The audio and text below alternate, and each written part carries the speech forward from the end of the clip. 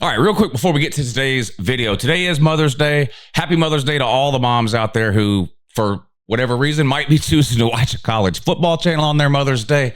But happy Mother's Day. I'll be live tonight around 8 o'clock, so we're going to hang out. It's actually the 10-year anniversary of my YouTube channel here. I started this channel exactly 10 years ago today, so happy Mother's Day, which is obviously way more important than the LouTube anniversary. But today is the 10th anniversary of LouTube. So been doing this for 10 years. I'm still kicking. We're going to go live tonight at 8 o'clock and talk about some of the things that have happened here on the channel over the last 10 years, some highs, some lows, everything in between. NBA playoffs will be on. We'll just hang out and have a good time. So anyway, come back tonight, 8 o'clock. Let's hang out. Now on to the video. You know, college football has changed so much over the last 10 to 15 years that to some people, it's almost become unrecognizable. And while I'm not nearly as much of a sort of college football doomsdayer as some other people are, it has been a lot of change in a short period of time. And some of it has been kind of hard to swallow. Some harder than, some of it's kind of been okay and sort of was expected and even welcomed in some cases. And some of these changes just leave you kind of scratching your head wondering, the people in charge, do they even know what they're doing? But yeah, you talk about everything from the playoffs. I mean, it took us 100 years in the world of college football to even get a playoff at all. And then only 10 years to expand it to 12, NIL, transfer portal, conference realignment and expansion. And like anything else in life, really, there's been some good that's come along with that, and there's been some bad that's come along with that. And a lot of people tend to focus only on the bad. Some people tend to focus only on the good. The reality is there's been some of each kind of mixed in with either. But I am somebody who sort of, appreciates college football for kind of what it is in its most simple form, I guess. I like the tradition of college football. I like sort of the idea that things have... Why is my phone ringing? I do not like the idea of my phone ringing. But the tradition that goes along with college football, things in college football that we've been doing for, 40, 50, 60, in some cases 100 years, the game day atmospheres, all that kind of stuff. And a lot of that stuff has stayed the same. If you've been to a college football game lately, all of the changes that have occurred in college football have really not impacted the game day experience if you go to a game. I mean, it's as great as it ever was.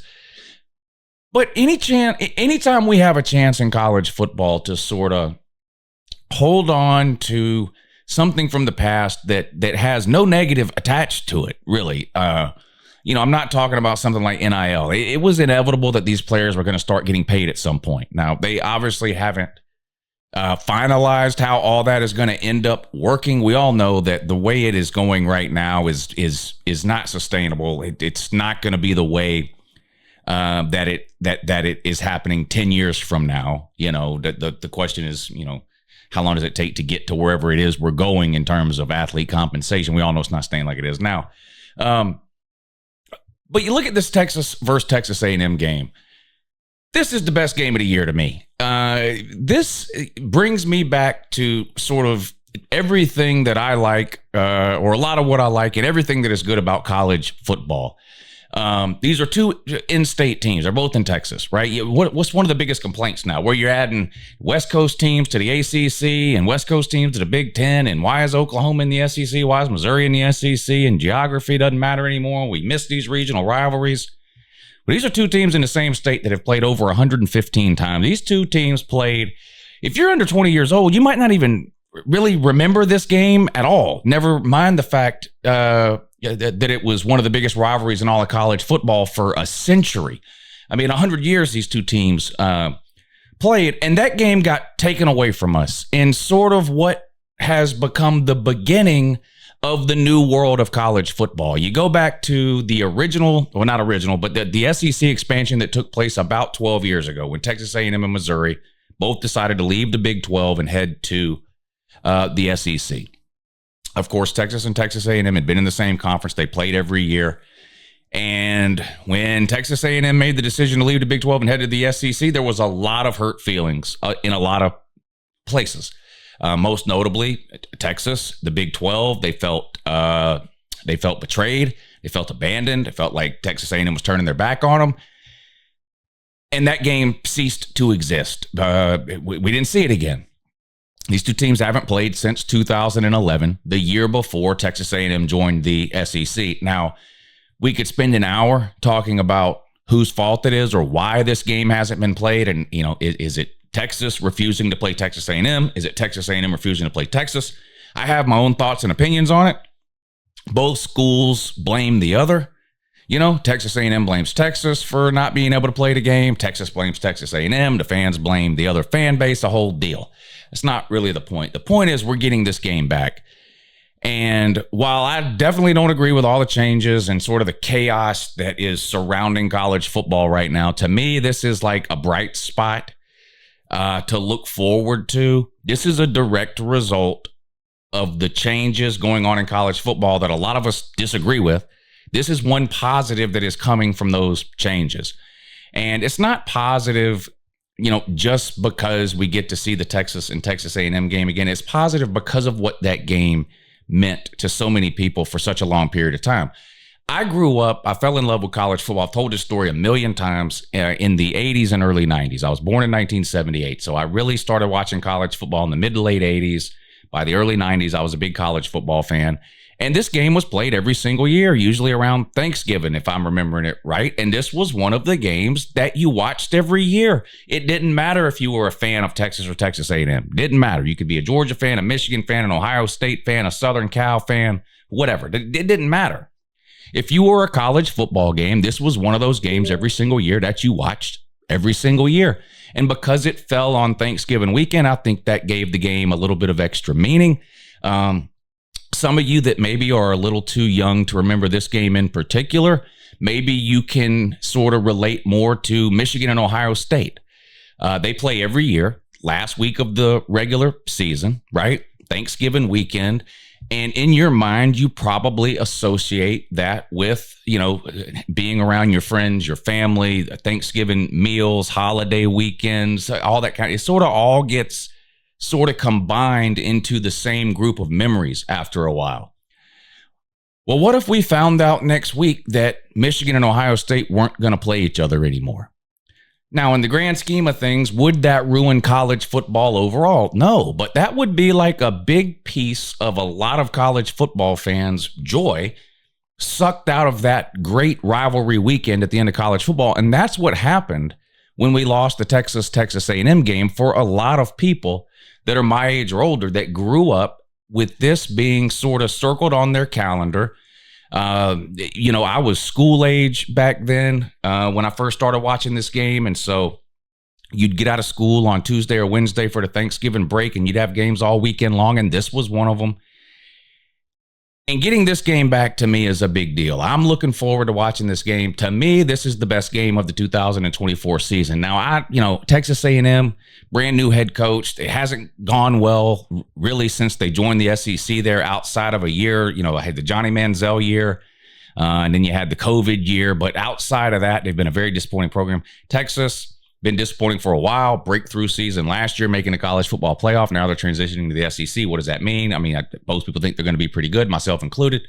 But the point is, I don't point to this game as being the best game of 2024 because I think this is going to have some sort of, playoff or national title implications, or it's like an elimination game for a potential playoff spot. Maybe it ends up being that. I don't know. But that's not why I'm looking forward to this game so much.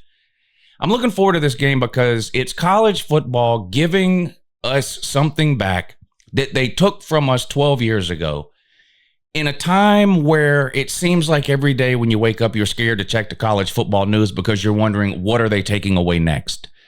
They're taking away conferences.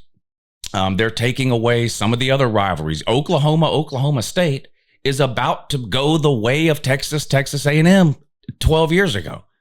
Now, not to belittle or insult Oklahoma or Oklahoma State, that's a huge game for those two schools. And to a certain extent, nationally, it's a big game.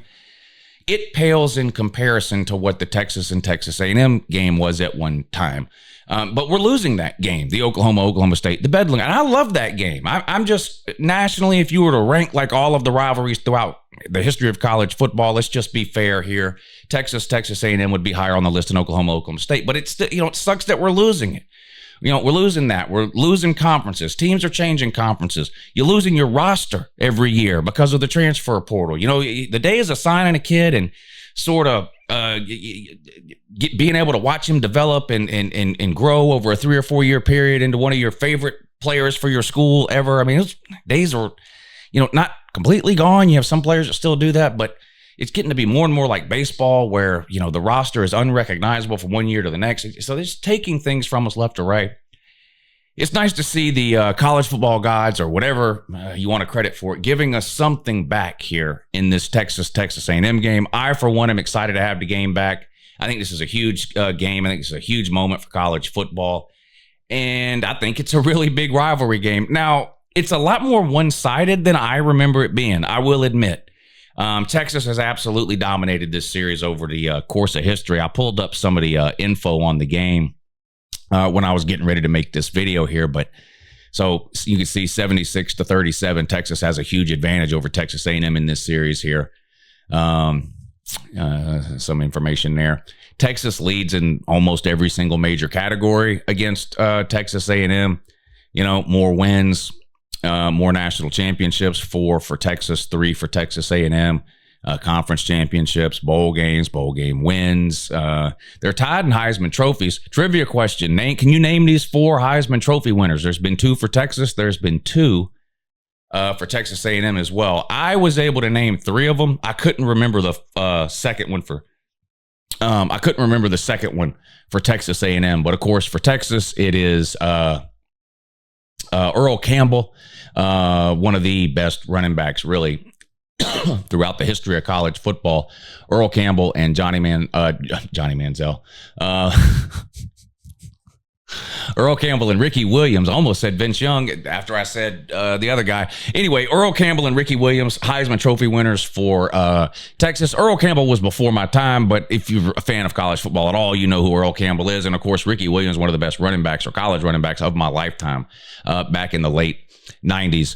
And of course, with Texas A&M, you had Johnny Manziel in 2012. I had to look up the second one. I did not remember the second one, but it was running back John David Crow way back in 1957. Not going to pretend to know who that was or is or a whole lot about him. But anyway, those are the 4 Heisman Trophy winners for those 2 schools there. So a lot of tradition here with both of these schools. Whether you love Texas or hate Texas, whether you love Texas or hate Texas A&M, I think as college football fans, we can all agree it's great to have something back, something that was taken from us 12 years ago. Again, in a time now where more and more things are being taken away from us as fans, it seems like almost every single day. I think this is a giant win for college football and a giant win for college football fans. And I, for one, can't wait to watch the game. Appreciate you watching and have a good morning.